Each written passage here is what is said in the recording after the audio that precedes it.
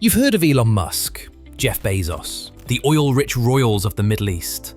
But none of them come close to the wealth and influence of the one family that's rarely mentioned in mainstream headlines, the Rothschilds.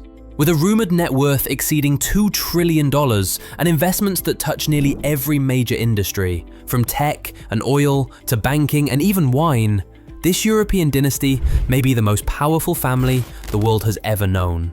So how did one family, starting in the poverty-stricken ghettos of Germany, come to control empires, influence wars, and quietly shape the modern financial world? Let's take a closer look at the richest family you've never really known. The origin: a banker with a master plan. It all began in 1744 with the birth of Mayer Amschel Rothschild in Frankfurt, Germany. Born into a modest Jewish family, he grew up in the restricted Judengasse, a cramped ghetto where opportunities were few and wealth was nearly impossible to find. But Mayer was different. He became an apprentice at a banking firm and learned the world of finance inside out. He didn't just want to make money, he wanted to create a dynasty, and he did. He had 5 sons, and instead of keeping them close, he sent each one to a major financial capital in Europe: London, Paris, Naples, Vienna, and Frankfurt. This became the Rothschild network, a family-run financial web unlike anything the world had ever seen. This was long before email or instant messaging, but the Rothschilds had their own system: fast couriers, coded letters, and relentless coordination. In an age where information was power, the Rothschilds often knew things days before anyone else did. Where others saw disaster, the Rothschilds saw opportunity. During the Napoleonic Wars, while countries were bleeding money, the Rothschilds were lending it. They financed Britain's war efforts, secretly moving gold across Europe. They made deals with kings, princes, and emperors. Some legal, some not so much. And while those wars destroyed empires, the Rothschilds emerged richer, stronger, and more connected than ever. But it wasn't just war. The family had a strategy: invest when the economy collapses. While others panicked and sold their assets, the Rothschilds were buying. Railroads, mining companies, banks, and land. They were always one step ahead. Power through marriage and influence. Mayer Rothschild also used an unconventional strategy to maintain control over the family's vast fortune. Intermarriage. His sons often married their cousins. Why? To keep wealth inside the family and prevent outside influence. It worked, at least for a while. Later generations began marrying into other powerful families, including aristocrats, politicians, and even royalty. This wasn't just marriage, it was strategy. Through these alliances, the Rothschilds didn't just grow their wealth, they extended their influence into palaces and parliaments. Rumors, control, and the invisible hand. Because of their immense financial power, rumors swirled. Some said they controlled the Bank of England. Others claimed they orchestrated wars, manipulated currencies, and installed governments. Conspiracies ranged from outlandish to oddly plausible. Was it true? Hard to prove. But when you finance governments, own central banks, and hold stock in almost every powerful company, people start to notice and wonder. The Rothschilds never made a fuss about public attention. They stayed private, low-key, and let their money do the talking. The Rothschild Empire today. So what does a modern Rothschild own?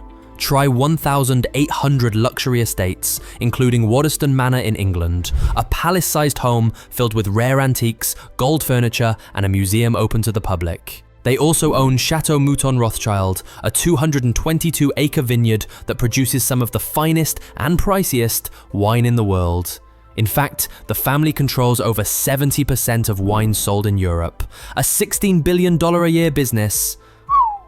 But that's just the start. They hold massive stakes in Meta, Apple, Amazon, JP Morgan, Visa, Pfizer, Berkshire Hathaway, and dozens of other industry titans. They also control more than 25 investment firms and banks, including NM Rothschild & Sons in the UK, Rothschild & Co in France, and Rabobank in the Netherlands. And yes, they have a $100 billion investment fund, quietly funneling capital into global stock markets across New York, London, and Tokyo. Super yachts, oil empires, and billion-dollar moves. If you think the Rothschilds only invest in banking, firmly think again. Nat Rothschild owns Planet 9, a $102 million superyacht complete with a helipad, spa, and luxury suites. When he's not using it, he rents it out for over $700,000 per week. In oil? The Rothschilds bought Agora Oil and Gas for $370 million, and today it's worth over $1.4 billion. They also hold major stakes in Rio Tinto and Glencore, two of the biggest mining companies in the world. One of their investments turned $40 million into $127 billion.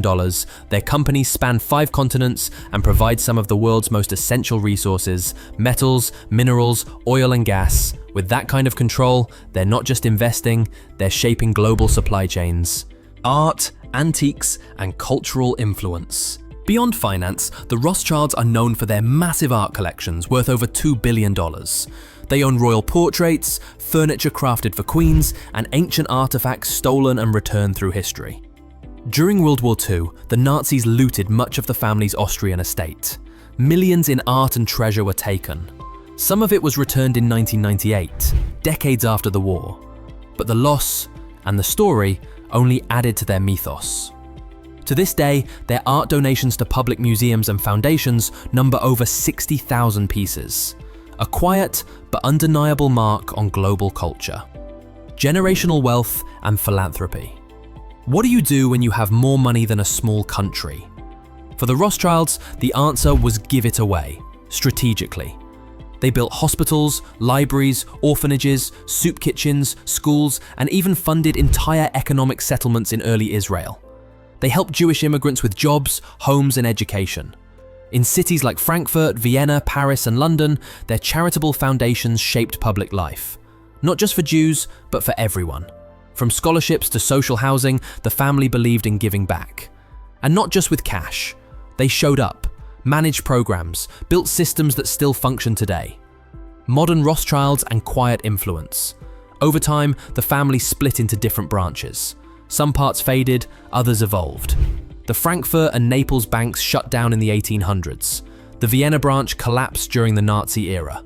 But their core wealth stayed intact, quietly protected in offshore accounts, private banks, and diversified holdings. Today's Rothschilds aren't household names, but they're still here. David de Rothschild, an eco-activist, built a boat from recycled plastic and sailed the Pacific. James Rothschild married Nikki Hilton, linking the dynasty to American celebrity royalty. Jacob Rothschild, now in his 80s, is still one of the wealthiest and most respected bankers in Europe. And while their companies might not dominate headlines, they continue to influence global finance, energy, agriculture, and real estate.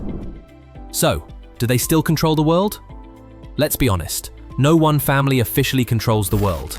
But when you have 2 centuries of banking power, own stakes in nearly every major industry, and have financed both governments and revolutions, your influence is very real. The Rothschilds don't chase fame. They don't show up on Instagram. But they've mastered something far more powerful: long-term financial dominance. They think in decades, even centuries, and while most fortunes rise and fall, theirs has remained steady for 250 years. So the next time someone asks you who the richest family in the world is, you'll know the answer. And it's not Musk or Bezos. It's a name that's been quietly running the game all along: Rothschild.